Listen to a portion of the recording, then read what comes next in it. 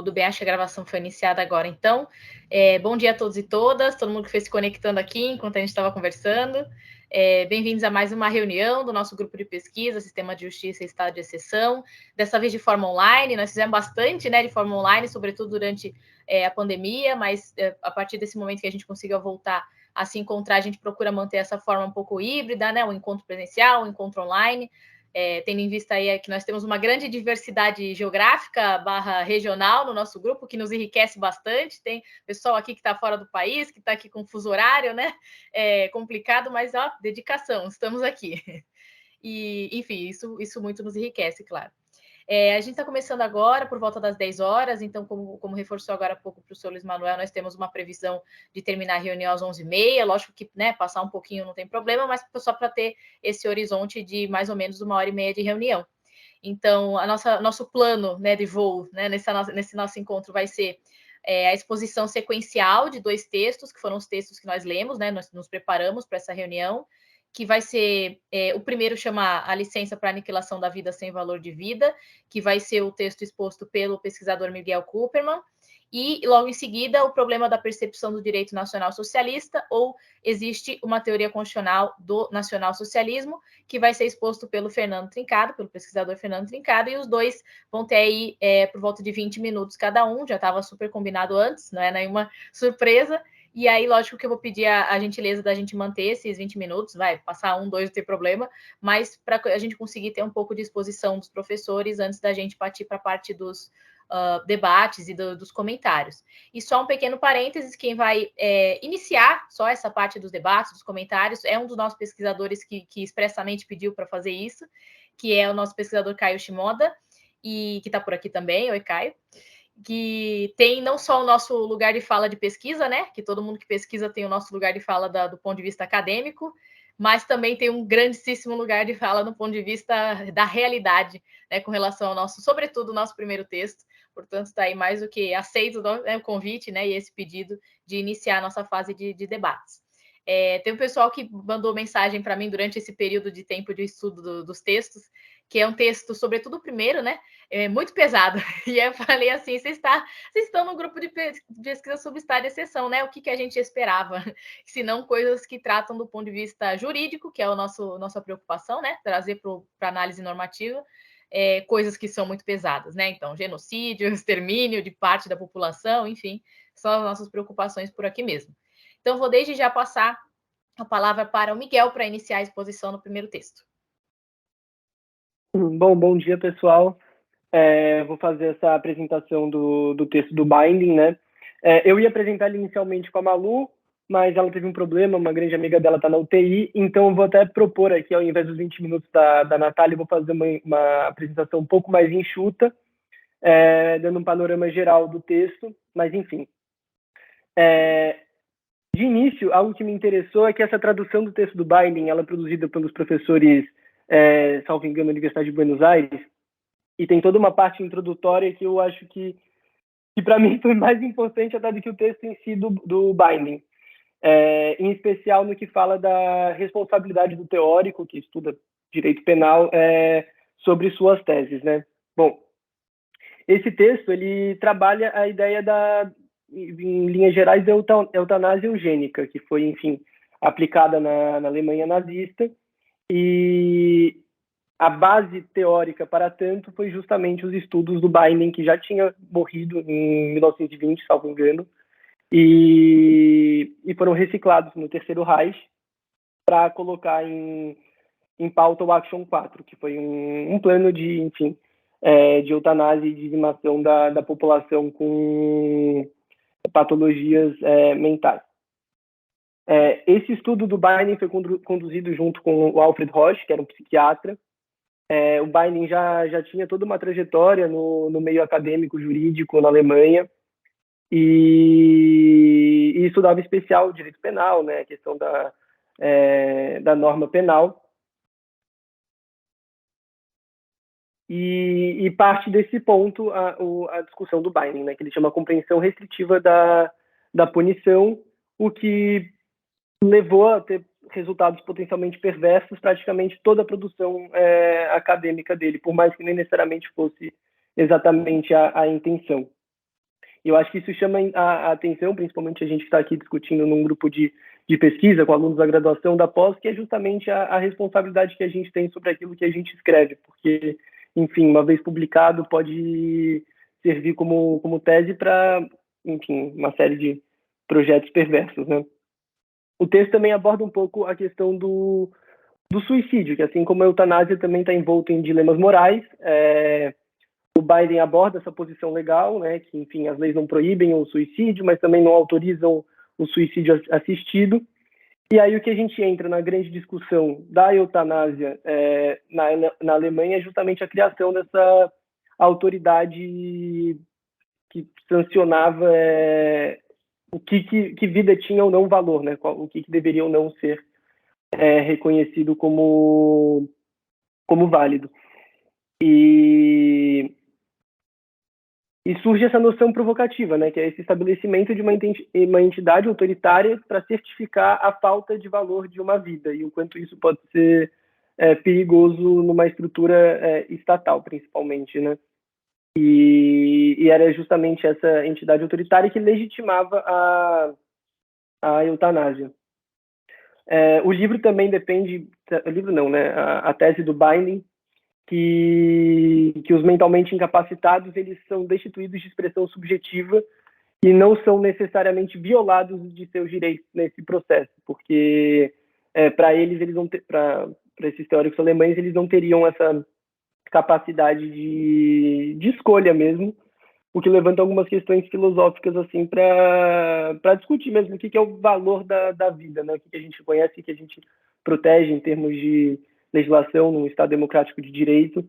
E para mim isso chama muita atenção porque além de tudo eu sou neto de sobreviventes do Holocausto e ver como que por dentro mesmo da estrutura jurídica alemã como que as coisas se constroem e ver que de fato tem em alguns momentos algum proto-respaldo acadêmico e técnico. Eu acho que é isso que a Natália estava comentando, de ser tão pesado de ler um texto como esse, né? Principalmente de chegar nesse ponto até o que eu fiquei questionando, né? Por mais que o Binding não fosse mal intencionado, mesmo assim escrever sobre algo do tipo, né? Até o ministro Barroso está falando na posse dele que existe poucas derrotas de espírito quanto se achar melhor que os outros, né? Eu acho que é algo que levanta muito nesse contexto da vida sem valor de vida, né?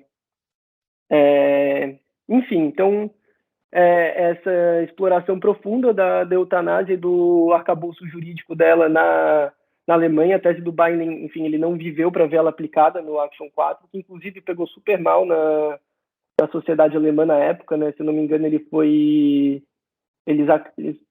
encerram o programa em 41, foi 4 anos antes de encerrar a guerra, enfim, foi bem curto no ponto de vista desses enfermos mentais, mas eu acho que é isso. Eu queria sugerir aqui de abrir mais essa discussão no campo do texto do Binding em si, porque especialmente a minha parte nessa discussão com a Malu tinha ficado muito mais essa introdução dos professores argentinos, essa discussão jurídica mesmo do peso que essas teses têm e podem ser maquiadas para colocar em pauta projetos perversos como esses que a gente viu na Alemanha nazista, ou, por exemplo, todo projeto de estado de exceção tem um arcabouço jurídico, né? Então, acho que é algo que mais me chamou a atenção essa leitura. Ok, muito obrigada, Miguel, pela sua exposição. Vamos, então, desde já passar para o Fernando para a segunda exposição, daí a gente depois já inicia um comentário em conjunto. Vamos lá, Fernando, você está com a palavra. Gente, bom dia. Eu vou compartilhar minha tela aqui. Um segundo. Eita. Espera aí. Que eu não tinha autorizado o Teams. Um segundo. Bom, ele tá pedindo para eu... Tá, não vai dar para compartilhar. Eu tinha feito um PowerPointzinho simples, mas não tem importância. Fernando, desculpa. Não dá para passar por WhatsApp para a Natália, ela compartilha? Dá sim. Se quiser. Se quiser, manda. Conforme você for iniciando a fala, eu vou baixando aqui para colocar.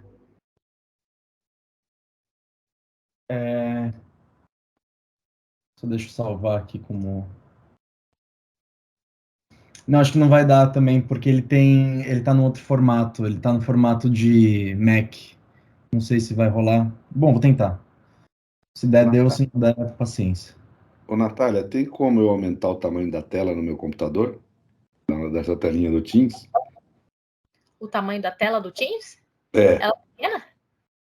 Ela tá pequena. Que estranho. Vou mandar um... Vendo aquele... Aperta o botão F11 e vê se aparece alguma coisa do teclado. Porque o F11 em tese é para colocar em tela cheia, né? Não, apareceu aqui o negócio do som. Oxi. Oxi. E agora? Tá lá. Bem, Se vamos lá. não der para... Não tem importância. Enfim, bom dia. Todos, desculpa a demora aí, os impeditivos técnicos aqui, mas vou apresentar o texto do Lepsius, que é The Problem of Perceptions of National Socialist Law, e, né, Was There a Constitutional Theory of National Socialism? Que é justamente essa pergunta que ele vai fazer, se existiu algum direito constitucional nazista, se existe algum pensamento jurídico nazista, né, e como que a gente pode diferenciar o pensamento jurídico nazista de outras formas de pensamento jurídico. E ele começa o texto com essa aproximação, essa diferenciação objetiva ou a subjetiva, né, substantiva, sobre o pensamento jurídico. E a tese central dele é que não se pode falar em uma teoria constitucional nazista nem de uma perspectiva subjetiva, nem de uma perspectiva objetiva. Sendo que a única forma da gente diferenciar o pensamento jurídico nazista é pela metodologia deles, pela sua metodologia de resolução de contradições internas. Isso a gente vai ver um pouco mais adiante, especificamente como que se fazia isso. Ele justifica falando que a busca de preferências políticas subjetivas ao nazismo ou as comparações objetivas de textos da ideologia nazista não oferecem características específicas do pensamento jurídico nazista. A perspectiva subjetiva, ela precisaria de uma investigação psicológica que inclusive mais individual, então não geraria esses resultados mais generalizados que a gente precisaria para definir uma teoria jurídica. E a natureza objetiva do pensamento jurídico nazista é insuficiente justamente por causa da natureza jurídica nazista de ser indefinida, de ser muito dinâmica. Então, o que ele quer dizer com isso? O pensamento jurídico nazista e o funcionamento da legislação e do direito nazista, ele é constantemente mutante. Ele está constantemente em um processo de destruição e reconstrução, concomitante sempre. Então, você tem uma delegalização das estruturas e das formas antigas, ou seja, as noções de ordem e de lei e de vinculação, de autoridade de Weimar, elas são destruídas e postas em declínio na mesma medida em que se reconstrói as novas noções de pertencimento, de obediência de autoridade, de justificativa da autoridade, inclusive, no Terceiro Reich. E disso, né, da delegalização, ele faz uma breve recapitulação histórica de como isso foi acontecendo na República de Weimar, da suspensão dos princípios constitucionais, depois da suspensão da pluralidade social, desculpa, e a suspensão do federalismo. Ou seja, primeiro você vai deslegitimando esses princípios centrais para que tudo vai erodindo lentamente, mais ou menos, né? Mas para que você possa reconstruir essa nova ordem social. E daí ele passa a falar no que se baseia essa nova ordem social. E são basicamente 3 princípios, né? Então, ao mesmo tempo que você tem a destruição do antigo, você tem a construção do novo, dessa dinâmica e movimento constantes, baseadas em... eu vou princípio por princípio, acho que fica mais fácil. O primeiro deles é o Volksgemeinschaft. Eu não falo alemão, mas eu acho que tá boa o suficiente essa pronúncia.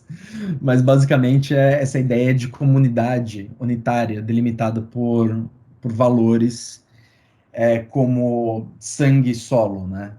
Então, uma coisa que eu percebi, que eu achei super interessante, que tem muito a ver com autoritários atuais, essa confiança, esse apoio em significantes abertos, né? Então a gente vê muito Trump, Bolsonaro, principalmente esses dois, mas a Le Pen, você vê outros autoritários usando muito conceitos como liberdade e soberania, né? E a própria reconstrução de um país, por exemplo, o Bolsonaro com a ideia de que o Brasil estava destruído, precisamos reconstruir com a nossa ideia de Brasil, que ele nunca foi definida, né? Nunca foi uma ideia definida, nunca esteve muito delimitada. Inclusive, é muito interessante pensar na campanha dele de 2018, o que era o plano de governo dele, eram diretrizes gerais. Então, o que o Lepsius fala tem bastante a ver com isso, né, de diretrizes gerais, por justamente essa indefinição de termos mais pré-estabelecido. Então, assim, quando ele fala do Volksgemeinschaft, ele está falando dessa comunidade unitária que não... obrigado, Nath. Eu estou no segundo slide agora, no terceiro slide agora. Que não é definida, né, essa comunidade que ela se baseia na rejeição e na eliminação de um conceito normativo de povo, né? É a desindividuação do sujeito. Você, como indivíduo, você perde os seus direitos fundamentais. Você não é mais um indivíduo jurídico. A sua natureza jurídica ela é vinculada à natureza jurídica do povo, do Volk. Pode passar de slide, por favor. E como você representa isso, né? Como você representa a natureza jurídica do povo. Normalmente, durante o nazismo, se usava definições conceituais, né, para isso, que são dualistas e contraditórias. Ou seja, sangue e solo,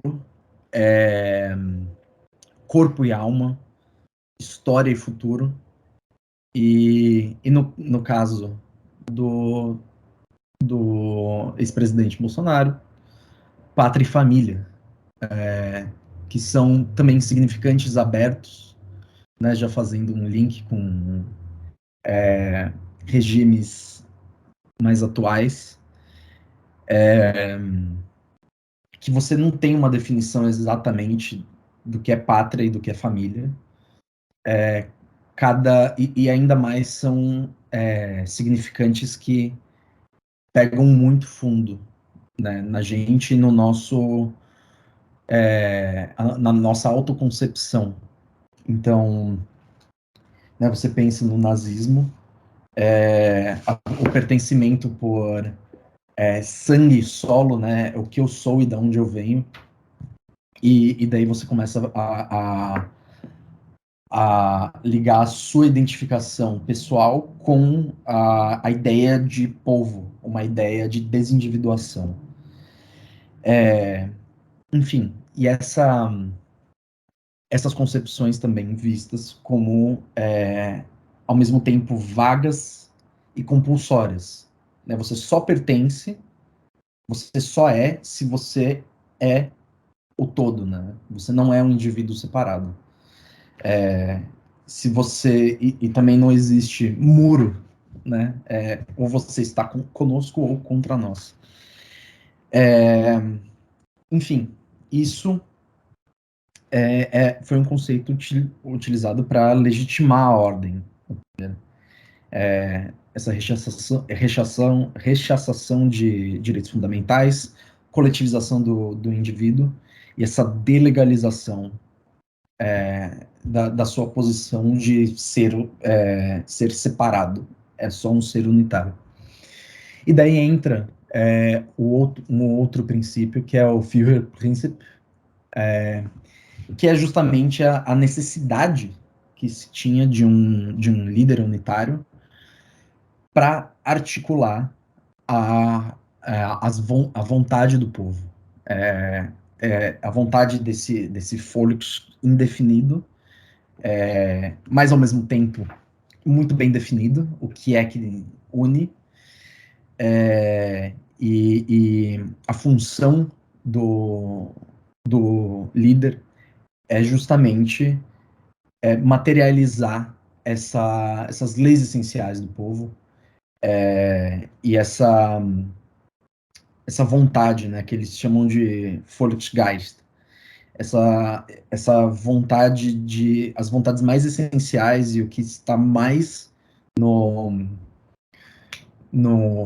núcleo dos princípios de um povo. O Führer entenderia isso por ter uma conexão, uma identificação espiritual com essa vontade do povo. Ele poderia materializar essa vontade em forma de lei. Então você também acaba perdendo aí a hierarquia das normas, né? Toda a ideia comum que a gente tem de Constituição e de como um sistema jurídico funciona, ela cai por terra, porque uma vez que o Führer é o executor legítimo da vontade do povo, e a vontade do povo deve ser lei, a vontade do Führer passa a ser lei, né? As ordens dele passam a ser lei. As outras fontes jurídicas são completamente irrelevantes nesse caso. Tanto que chegou o Lepsius fala que chegou um momento do regime que você mal tinha a publicação das normas, não fazia sentido. Esse dinamicismo da norma, ele vai segundo as ordens do Führer, porque o Führer tem essa ligação, essa identificação em um nível identitário e pessoal e espiritual com o que é a vontade do povo. E como você une, né, essas duas ferramentas, né, esses dois princípios que parecem incompatíveis, né? Sendo que o Volksgemeinschaft apela para um sujeito coletivo e o Führerprinzip apela para um regime monocrático, né? Na verdade, segundo o entendimento jurídico nazista, esses princípios eles se complementam. Uma vez que o indivíduo perde o seu valor jurídico, ele só pode ser materializado pelo povo, pela vontade do povo. E uma vez que só o Führer tem acesso à essência dessa vontade do povo, só ele é capaz de materializar essa vontade em forma de norma. Então, assim, só ele é autoridade. A única forma de você justificar uma autoridade, e a autoridade de uma norma, é se ela vier de dentro do líder, né? De dentro do Führer, porque ele tem acesso à vontade verdadeira do povo. Então ele fala muito disso, né? Como o Volksgemeinschaft torna a lei substantivamente aberta, né? Você tem esses significantes abertos, você tem a indefinição, você não sabe exatamente o que é a vontade do povo, mas você sabe que é a vontade do povo. E o Führerprinzip torna a lei formalmente fechada. Então, você tem uma forma muito bem definida, que é o que vem do Führer, mas ao mesmo tempo bastante austera, né? É o que vem dele e só. Outras fontes jurídicas são irrelevantes em comparação à vontade dele. Então, ele fala justamente disso, né? Da legislação ser substituída por esse processo de aprovação circular. Né? E uma coisa que eu achei super interessante também é esse princípio do movimento, né? O princípio dinâmico, que é justamente esse impedimento de uma fixação de uma norma ou de qualquer definição que limitasse qualquer um desses princípios. Né? Você impede a legalização deles, né? A postulação em norma, para que eles também não possam ser destruídos. Esse processo de reconstrução, ele é também, né, baseado em significantes abertos, mas ele também é baseado em uma ideia aberta. Você não sabe exatamente para onde estamos indo, né, mas Posso você fazer só sabe uma que... pequena observação? Que eu queria só que todo mundo observasse. É uma observação minha, que eu tenho faz muito tempo. Eu também tenho essa observação na leitura de Schmitt, no conceito de construção dele. Essa ideia de um princípio do movimento, ela não seria equivalente, só vou jogar a questão, a um poder constituinte originário permanente? É isso. Sim, também muito interessante. Justamente por isso que o princípio do movimento justifica o estado de emergência contínuo, né?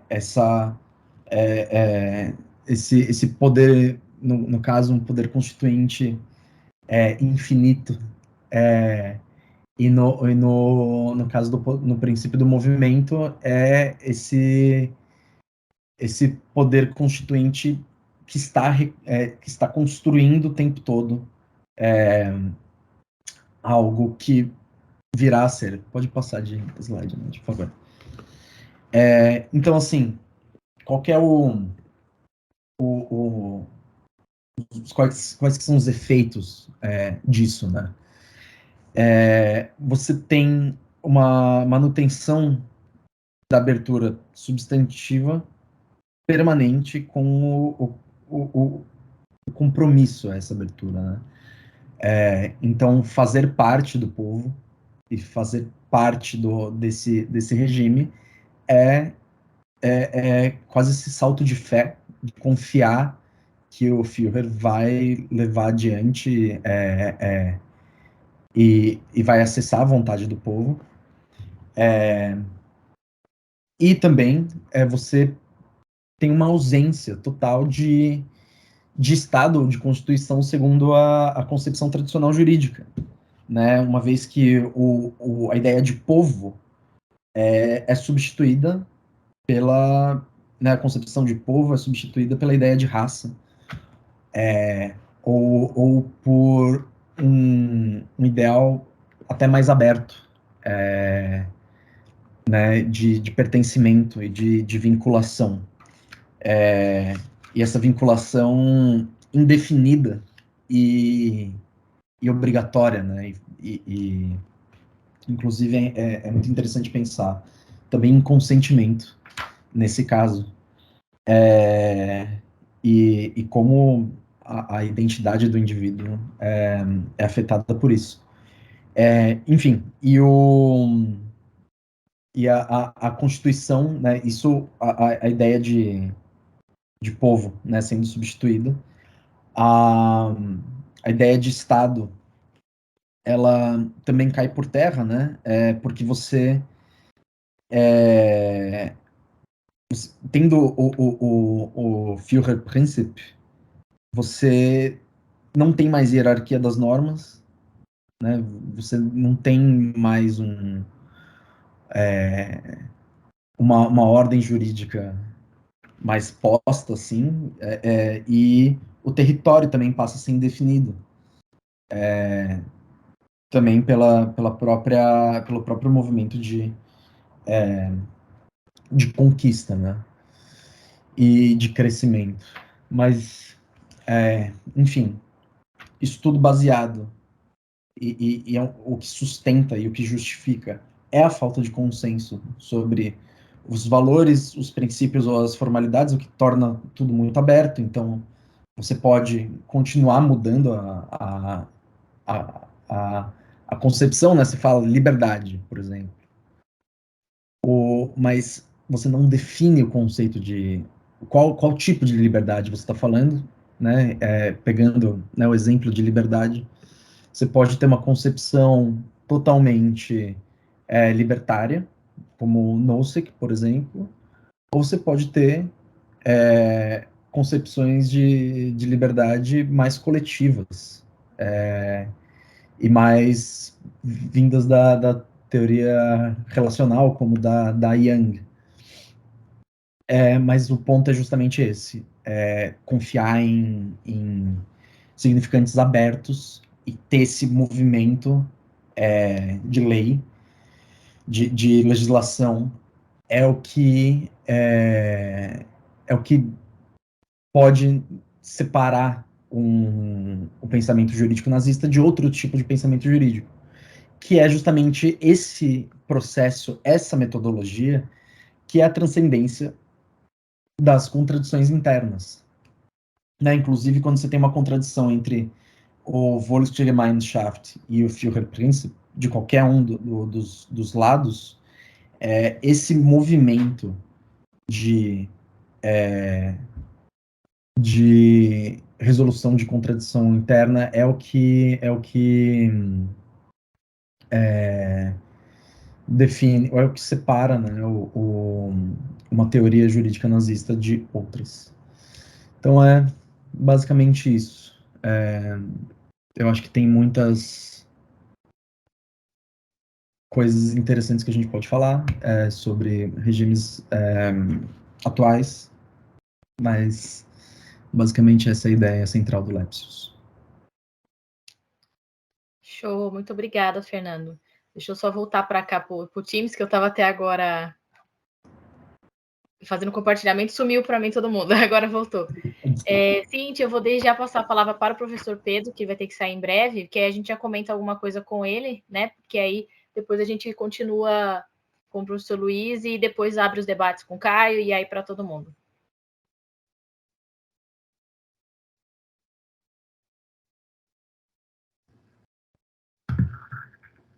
Bem, esses textos, eles na realidade são introduções a eu acho que há textos mais consistentes, que não, mais assim, tem a ver conosco, que nós vamos investigar na próxima reunião presencial, que vai ser em dezembro, né, Nath?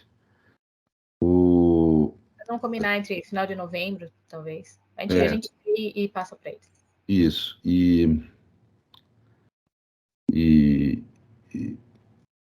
Que daí nós vamos ver o Bernard Hitters, que daí é um teórico muito interessante, que trata do fenômeno da degeneração do direito. Essas obras, elas são introdutórias a esse fenômeno, né? São introduções, tem várias outras que poderiam ser lidas e tal, né? Mas o que nós vamos ver eu acho que não existe, eu sou dos que defendem, tem muita gente que pensa diferente aí. Não há propriamente um pensamento jurídico nazista, no sentido completo da palavra. Aliás, é próprio da extrema-direita, em geral, não ter pensamentos completos, né? Ela tem elementos de pensamento, né? Como bem pegou o Fernando, quer dizer, um elemento fundamental é que a extrema-direita sempre se manifesta por conceitos vagos, indefinidos, né?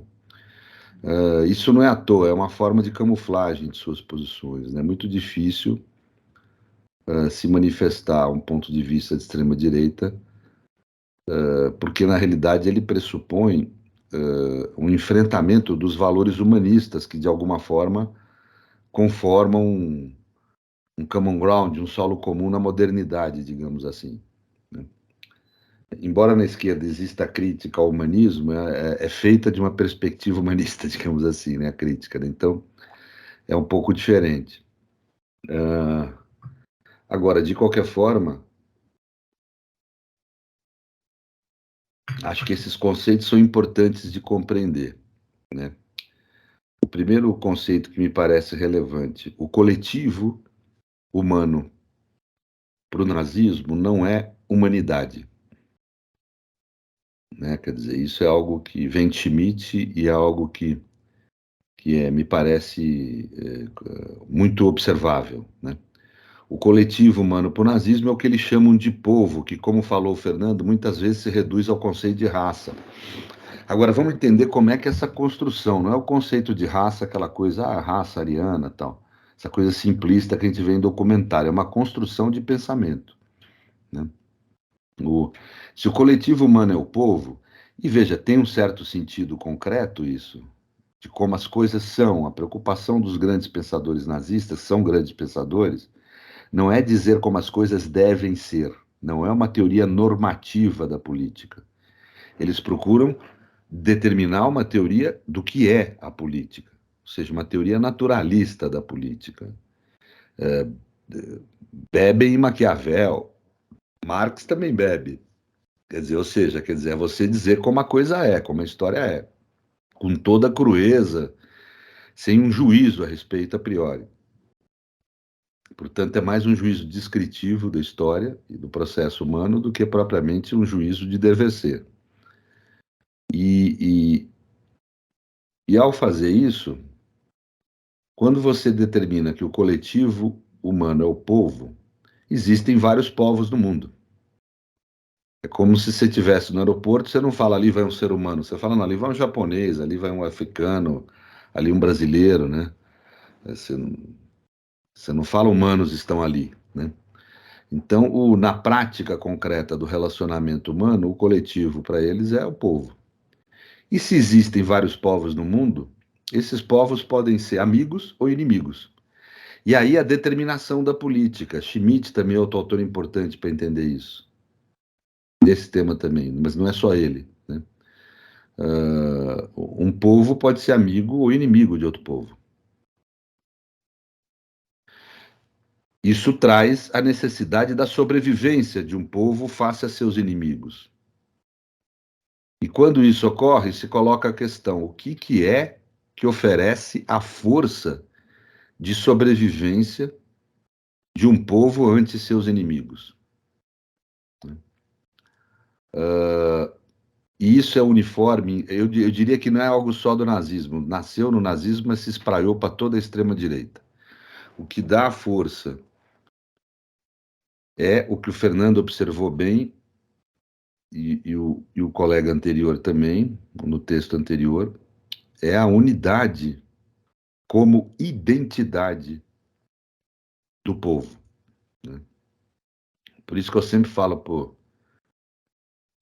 para as meninas, para os LGBTs, amigos, tomem cuidado com identidade, porque identidade é terrível, ela é um passo do fascismo se não for sempre acompanhada de crítica, né? Ela é um instrumento de transformação profundo. As poucas transformações que nós tivemos na América Latina foi em torno da identidade nacional, né? É um elemento fundamental para transformar, mas ao mesmo tempo tem que ser vista com muita criticidade, né? Sempre. Por causa desse fenômeno, né? Que toda vez que você constrói uma identidade, você está construindo automaticamente o inimigo dessa identidade, né? Então tem que se tomar uma certa cautela com isso, tem uma criticidade grande aí para não ir além da borda, né?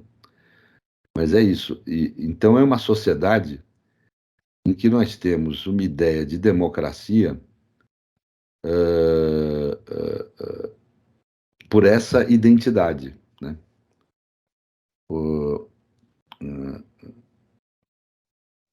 Uma ideia de um povo que é unido, que tem a mesma identidade genética, de língua, né? Quanto mais identidade esse povo tiver, mais forte ele é, né?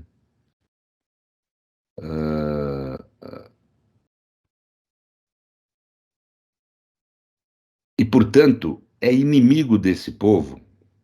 E aí é a pegada que Schmitt e outros autores dão, e a teoria nazista se constrói.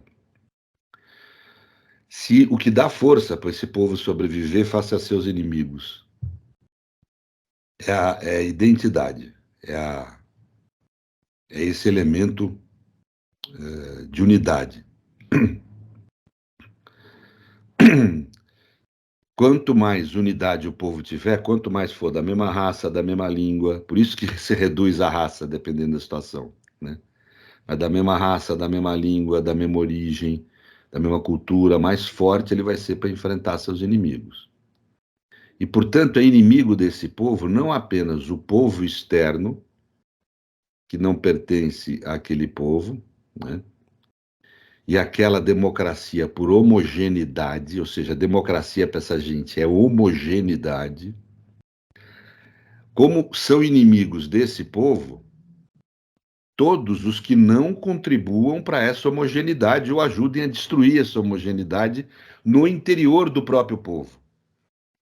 E aí a pegada, quer dizer, você transfere a ideia do inimigo do outro Estado, do outro povo, para nível interno, ao inimigo interno. Aquele que dissente e desconstrói aquela homogeneidade interna. Então, o judeu é um inimigo típico.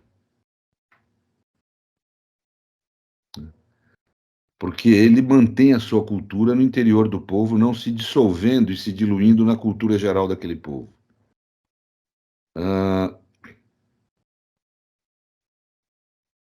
O social-democrata, que era muito inimigo dos nazistas, né? Porque, como qualquer democrata, propõe partidos, e os partidos dividem politicamente aquele povo.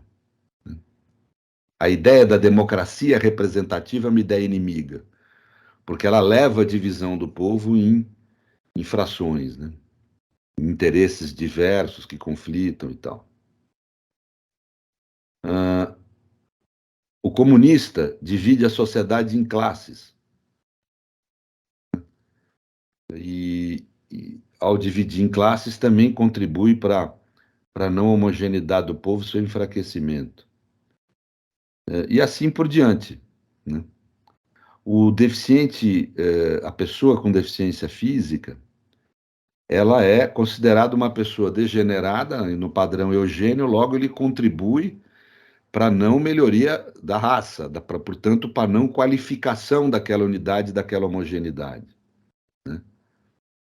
Os senhores viram o resultado, 11 milhões de pessoas mortas em campos de concentração, 6 milhões de judeus, o resto era comunista, social-democrata, pessoas com deficiência física, LGBTs, quer dizer, todos aqueles que contribuiriam para a desunião do povo ou para a sua degeneração,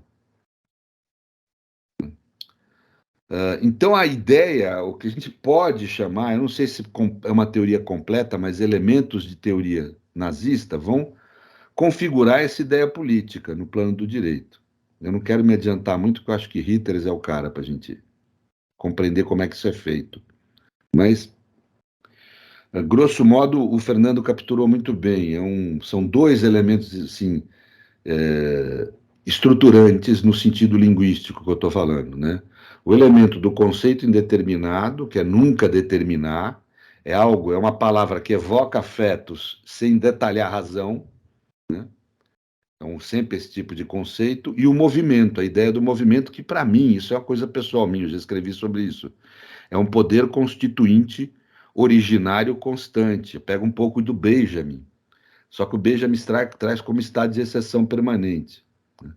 Eu acho que Schmitt é mais sofisticado que isso, que essa leitura que o Benjamin tem dele. Eu acho que Schmitt pensa mesmo um poder constituinte originário permanente como sendo o direito.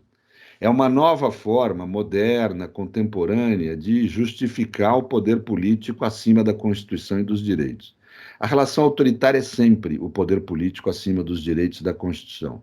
As formas de justificação é que eu acho que mudam no correr da modernidade, né?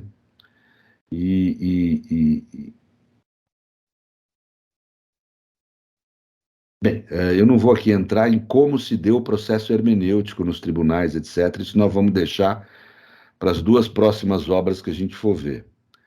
Mas são esses elementos que eu acho que devem ser levados em conta. A crítica à democracia parlamentar que está íncita nisso também tem que ser levada em conta. E aí a formação da liderança. A democracia parlamentar ou representativa, ela teria o vício, o problema de dividir a sociedade.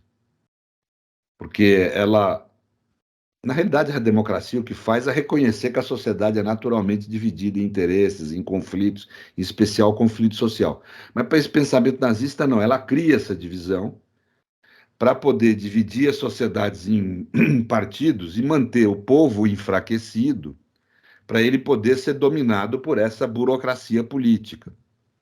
Toda vez que a gente entra num taxista e o cara fala, esses políticos, que a gente costuma fazer isso, tem um traço nazista nisso, né?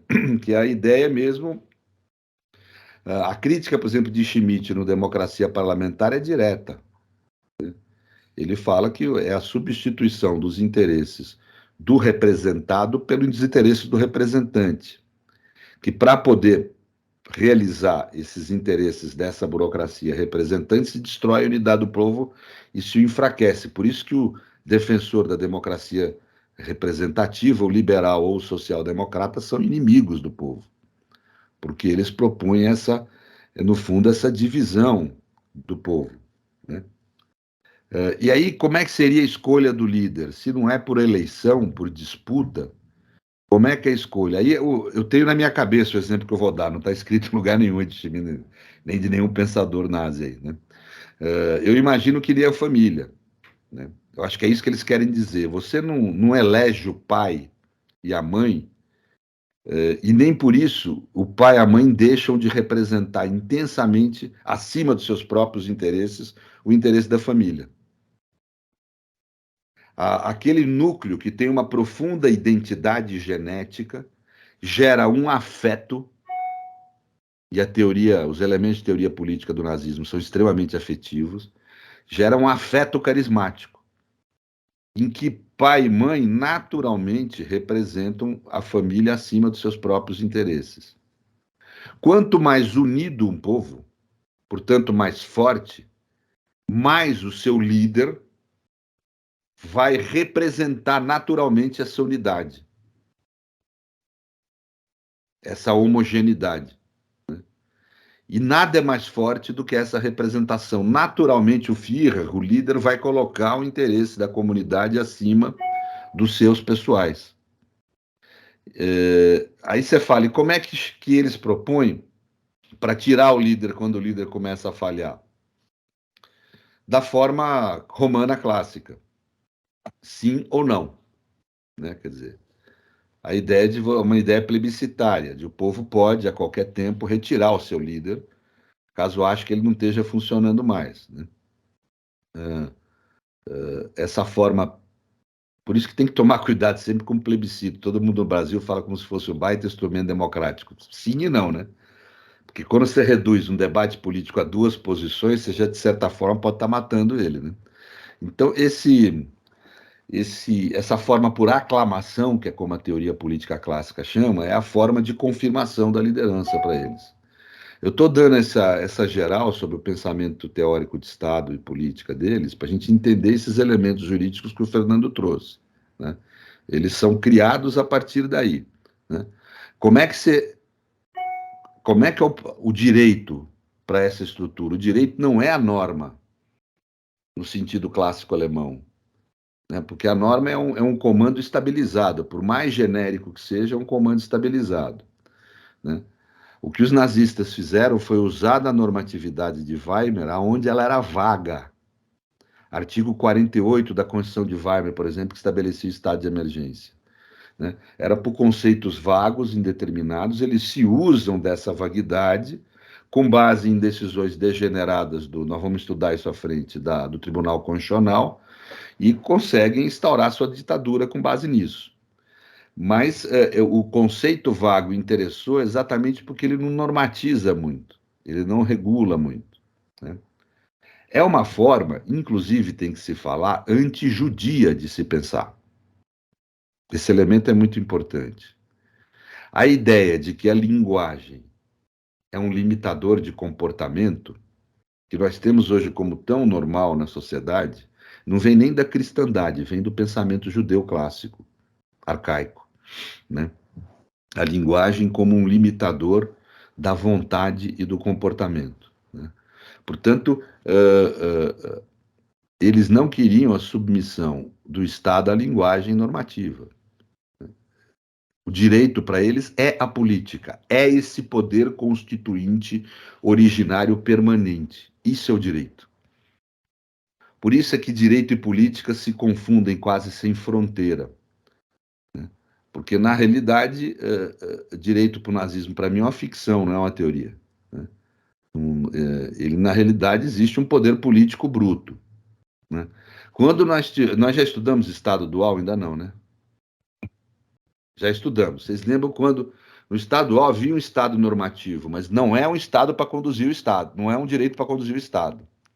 É o direito para conduzir as relações do capitalismo, de troca, o direito penal comum, cotidiano.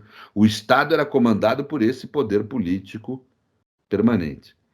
Então é só dar essas explicações que eu acho que são importantes. Eu não vou detalhar muito, porque o que de mais interessante tem no final dessa leitura é o Ritters mesmo.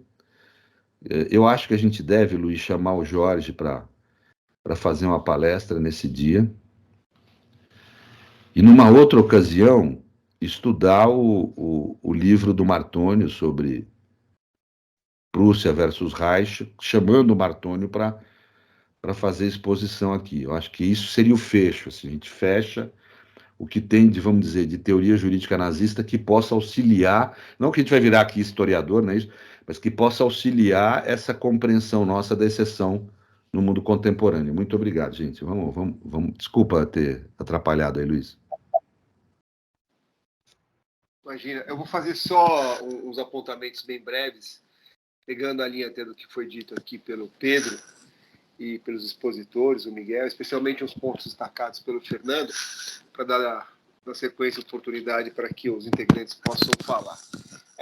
São dois elementos que foram destacados especialmente aqui pelo Fernando e que o Pedro quis enfatizar e que eu acho que eles merecem realmente uma percepção muito apurada, tanto no impacto em relação à teoria geral do direito, quanto em outras formas de conhecimento, que diz respeito à indeterminação e à coletivização do indivíduo, né? Então, são esses dois pontos, novamente, que eu queria fazer pequenos destaques.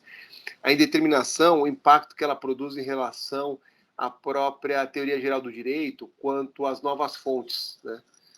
Entre aspas, as novas fontes que são consideradas como referenciais para a aplicação, compreensão e aplicação do direito.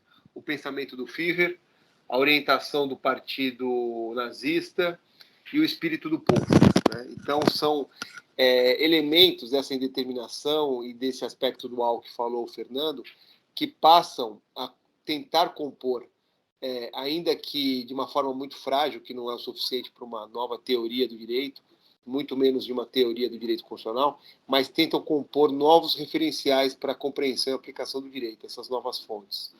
E a relação que se produz, então, com a própria coletivização do indivíduo, essa ideia de não pertencimento. E é curioso porque não é por outro motivo, me parece, que em outros campos das ciências sociais, outros campos da ciência, de um modo geral, passam a surgir preocupações muito intensas com os estudos da psicologia das massas, né? E aí me lembrei aqui com a fala do Fernando, a tese central de Freud, a ideia da psicologia das massas, de que é o amor que faz a ligação dos grupos humanos, né? Faz uma ligação tanto dos membros entre si, quanto deles com o líder, né? Assegurando a ideia da solidariedade. É um amor que alimenta idealizações que desencadeiam o processo de identificação, né? Identificação com o grupo, anulando a própria individualidade.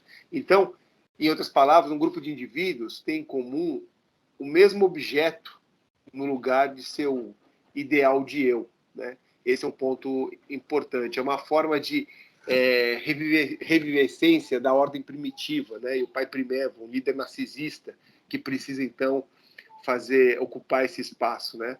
Um líder narcisista que não amava ninguém, um líder temido e um líder que passa a ser o ideal das massas, né?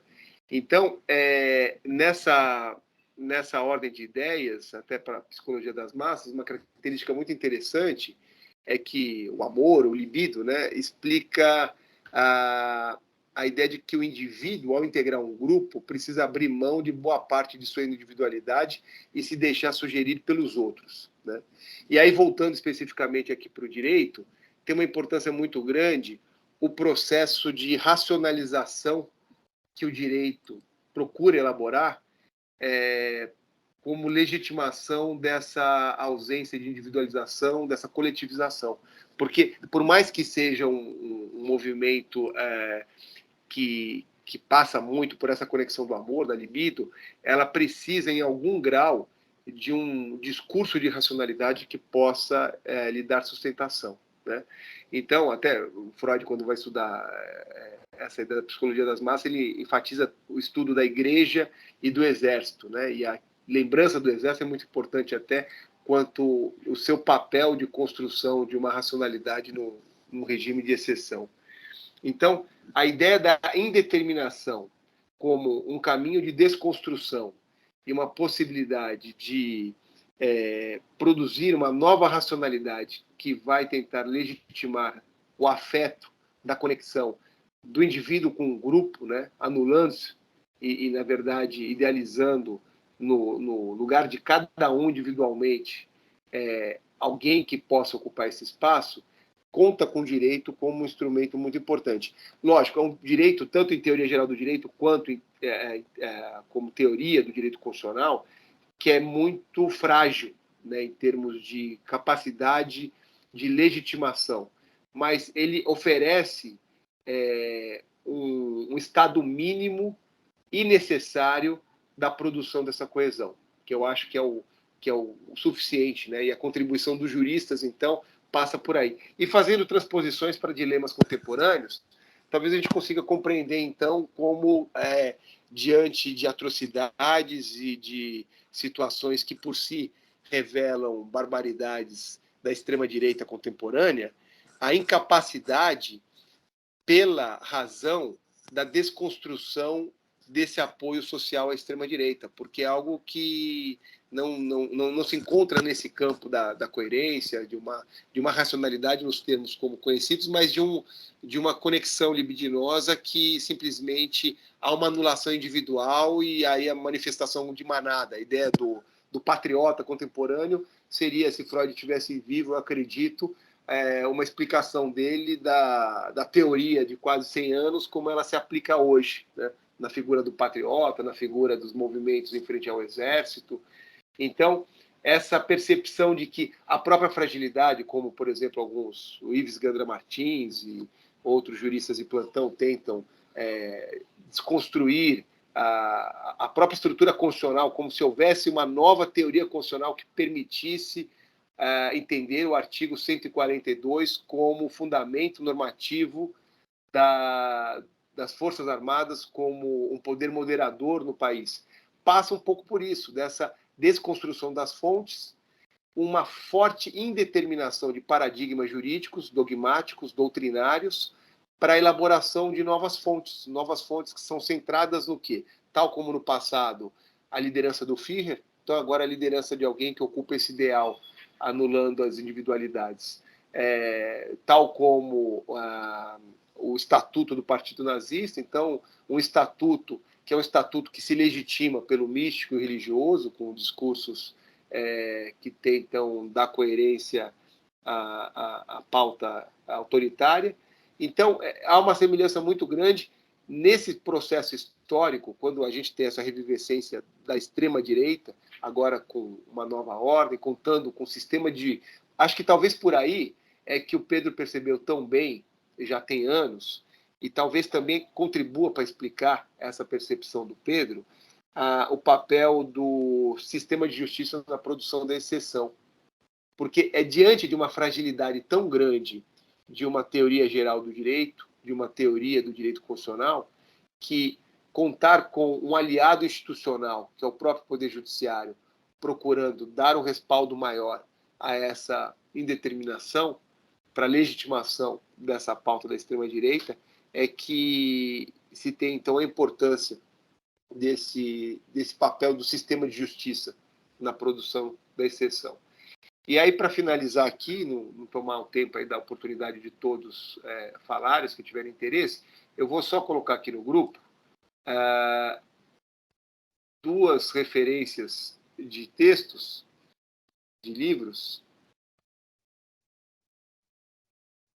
que fogem aqui do direito, mas acho que dialogam bastante com o que a gente está falando. O primeiro é da Lilia Schwartz, que fala sobre o papel das faculdades de direito, dos juristas, e das faculdades de medicina e dos médicos, no começo do século, numa teoria eugênica no país. Né? Então, tem muita relação com o que o Miguel aqui expôs, com um recorte particular de uma dinâmica, como isso aconteceu no Brasil, no começo do século, contando aqui com a atuação da Faculdade de Medicina e da Faculdade de Direito, o que é um paralelo que eu acho que é muito interessante com um texto que foi proposto aqui para a gente estudar.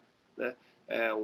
Alguém da área de saúde e alguém da área jurídica para falar sobre uma teoria eugênica, tentar dar uma legitimação à teoria eugênica.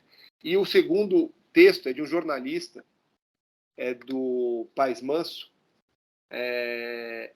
Fé e Fuzil, no Brasil. Ele faz uma reconstrução, a partir da década de 50, da conexão entre a política e o crime e a religião, né? E como isso se volta à política. E é por aí que ele faz, mas assim, acho que dá para, no nosso grupo de pesquisa, ter uma continuidade da pesquisa que ele levanta, para fazer associação com o próprio direito.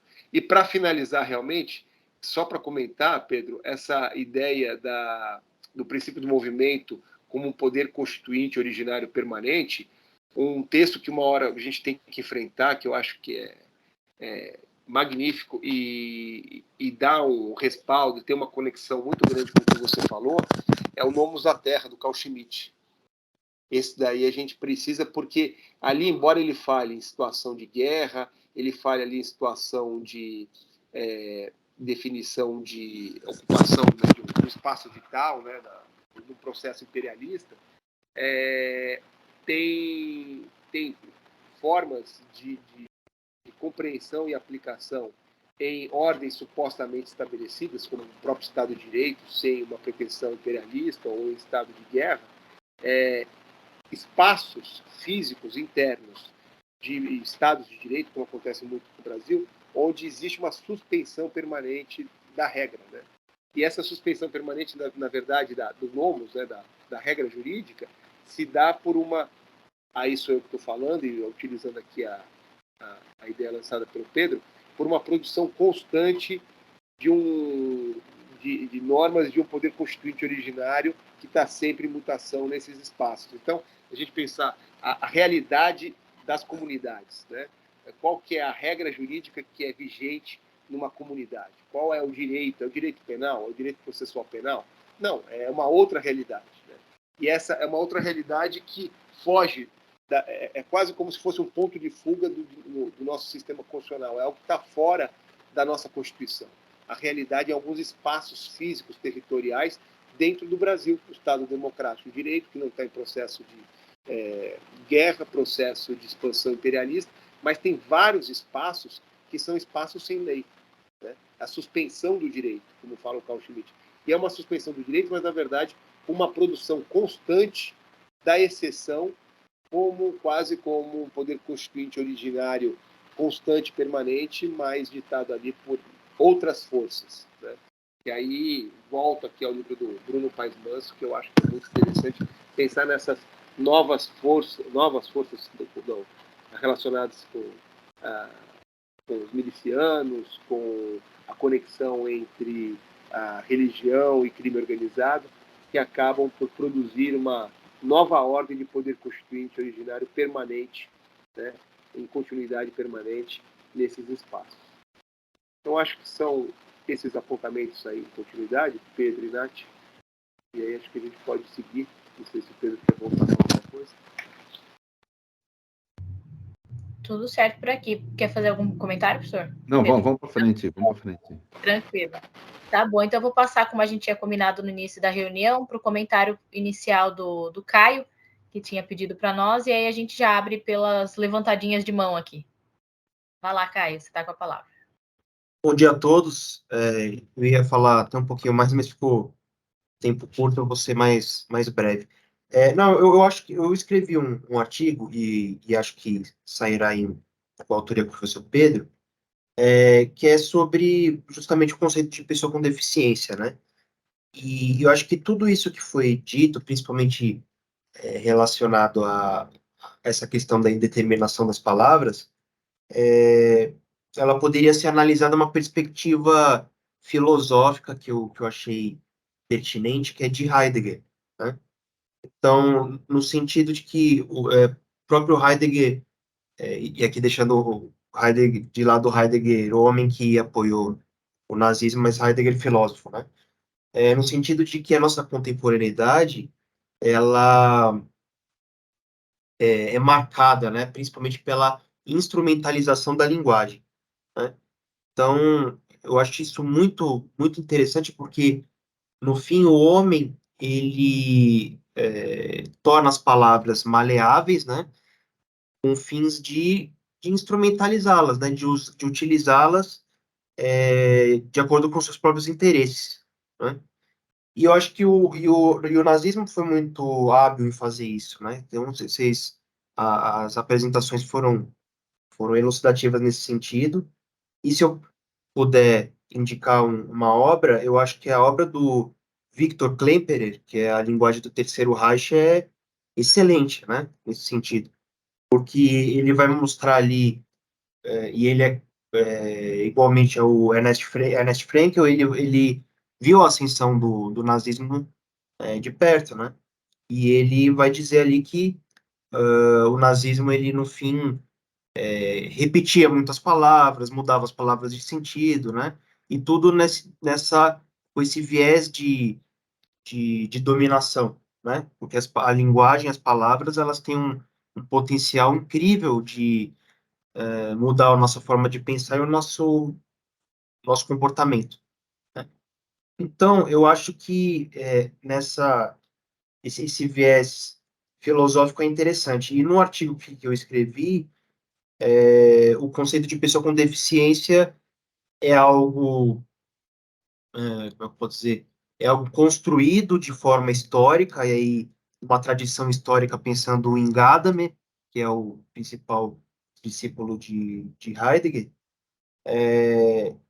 e eu identifiquei, e não sei se é pertinente, mas que atualmente nas democracias contemporâneas, aí trazendo para o nosso tema, que essa manipulação da linguagem ela pode ser vista como uma forma de medida de exceção, né, como o professor Pedro diz, ou de estado de exceção, como o professor Luiz Manuel diz, porque ela retira muito em conteúdo, né, os conceitos.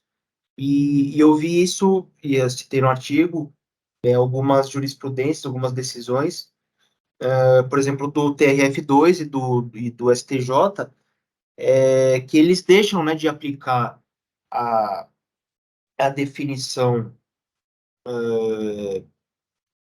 a partir, principalmente, da Convenção sobre o Direito das Pessoas com Deficiência, que é uma relação aí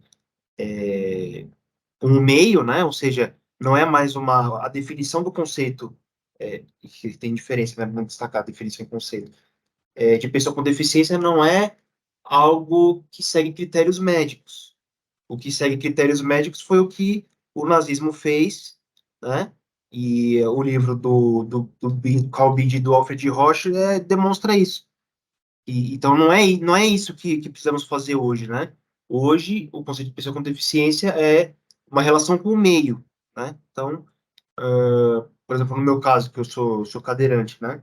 Se o meio que eu vivesse, ele tivesse rampas, né? Fosse um mundo aí, infelizmente, ainda ideal, rampas, banheiros acessíveis, enfim, não houvesse tanto preconceito, ou não houvesse preconceito, né?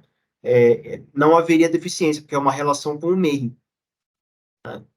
Então, o que eu quis dizer foi isso, que ainda hoje essa relação, esse conceito de pessoa com deficiência sob critérios médicos é algo que relembra ao nazismo.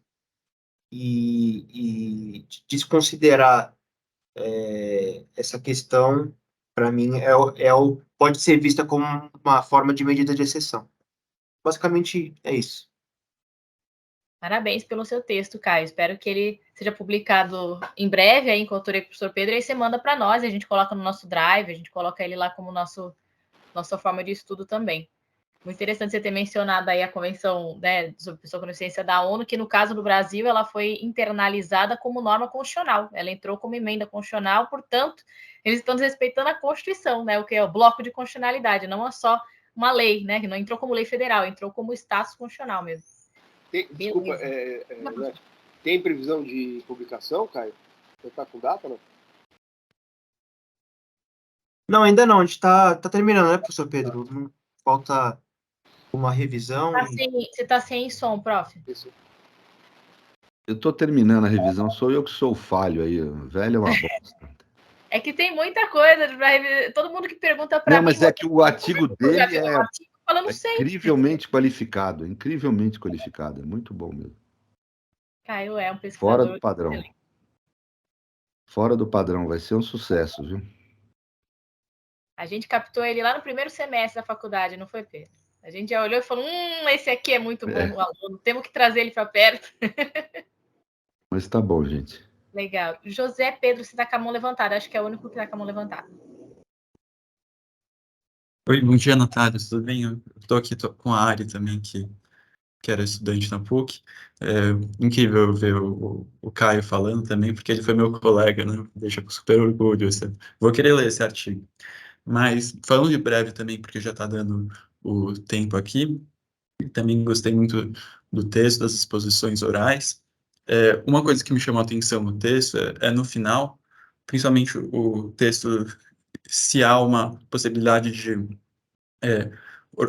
ordem constitucional no nazismo, no final ele critica os doutrinadores nazistas por não reconhecerem a tempo que, na verdade, não havia, por cito sensu, uma ordem constitucional, né? Era responsabilidade dos próprios doutrinadores do direito reconhecerem que essa ordem tinha sido desconstruída para levar uma coisa nova, construir uma questão nova. E esse é um fenômeno que a gente está vendo até hoje. Meios de desconstruir a ordem constitucional que não estão sendo reconhecidos muitas vezes pela justiça. Claro que não vai ser igual no nazismo, lá o decreto de 33 suspendendo os princípios constitucionais. Mas ainda assim ocorrem, como nosso professor bem fala, por essas medidas de exceção.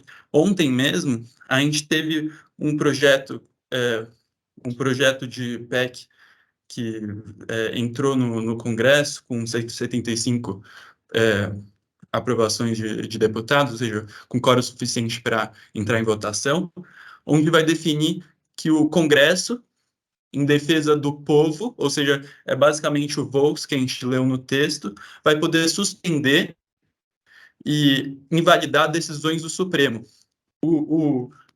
Essa PEC que foi apresentada pelo Domingo Sávia, ela vai lá e tenta exatamente desconstruindo o direito, desconstruindo o sistema jurídico onde a Constituição defende principalmente as minorias. Ele defende que essa PEC tenha o objetivo de impedir que o judiciário legisle para minorias. Ou seja, o papel do judiciário, o papel do nosso sistema, da nossa Constituição, que é proteger os direitos humanos, especialmente dessas minorias, uma corte contra-minoritária, a gente está com PECs que estão fazendo o sentido oposto. E claro que eu acredito que essa PEC não tem chance de passar aqui, até porque a gente tem um novo presidente e a gente está em um momento de maior, apesar de relativa, democratização. Mas em Israel foi aprovada em 2 meses atrás uma PEC dessa, se não mais grave.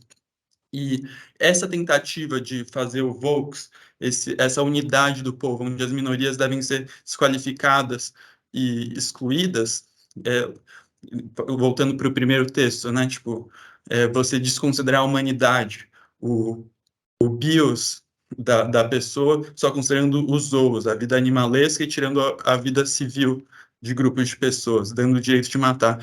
É essencial para a gente entender como que essas perseguições ainda ocorrem hoje. Então é mais ou menos isso. Acho que é importante também lembrar como que o Agamben trouxe no Homo Sacer uma visão, um entendimento de como esse poder soberano, né, exceção do direito, quebra esse sistema jurídico e vai...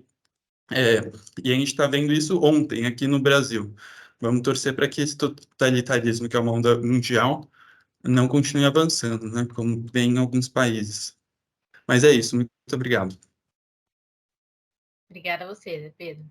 Gente, eu vou ter que sair, eu agradeço muito, viu, a todo mundo. Tranquilo, prof. Tranquilo. Próxima reunião é presencial aqui em casa. A gente aproveita e faz uma festinha de fim de ano aqui no final. Tá ótimo, Bom, combinado. então, obrigado, gente. Até logo, hein? Eu acho que a Clara está com a mão levantada. Oi, bom dia. Na verdade, eu vou ser bem rápida. Eu queria só fazer uma indicação de uma leitura que, quando eu estava lendo esse primeiro texto, né, que a gente debateu, eu tinha já lido esse livro há um tempo, e aí, assim que eu comecei a ler esse livro, essa leitura me voltou e eu fui ler novamente, que é o livro Holocausto Brasileiro, Vida, Genocídio e 60 mil mortos no maior hospício do Brasil, que é da Danielle Arbex. E esse livro, ele fala justamente sobre... Oi? É o de Barbacena? Isso, fala sobre essa questão, né, do Hospital Psiquiátrico Colônia de Barbacena, e traz uma realidade prática, né, que ocorreu no Brasil, que tem toda a relação com esse livro que a gente leu. Então, era só isso mesmo. Obrigada. Show, verdade. Nossa, esse livro é muito bom. Eu li um pedaço dele só para um texto aleatório que eu fui fazer, e eu queria ler até o fim, porque ele é muito bom. E é uma leitura, acho que tão indigesta quanto essa primeira. Exatamente. Eu acho que não tem mais ninguém com a mão levantada, pelo que eu estou vendo aqui. Certo? Então, acho que acabamos até, respeitando o horário certinho, porque são 11h30 agora. Mas tudo bem, eu acho que foi super produtiva, vocês concordam? A nossa reunião de hoje, a gente conseguiu falar sobre os 2 textos, os professores conseguiram comentar, fizemos bastante sugestão aí de leitura a mais. Temos já aqui a coisa da indicação prévia do texto do Caio, que já vai ficar como leitura obrigatória, só que ainda, né, não existe, mas em breve existirá. E olha lá, o pessoal comentando que gostou bastante, que bom. Então eu vou aqui parar a gravação, no sentido da gente depois baixar e colocar no nosso canal do YouTube, para os demais pesquisadores verem. E desde já me despedindo de vocês e agradecendo pela conexão esta manhã.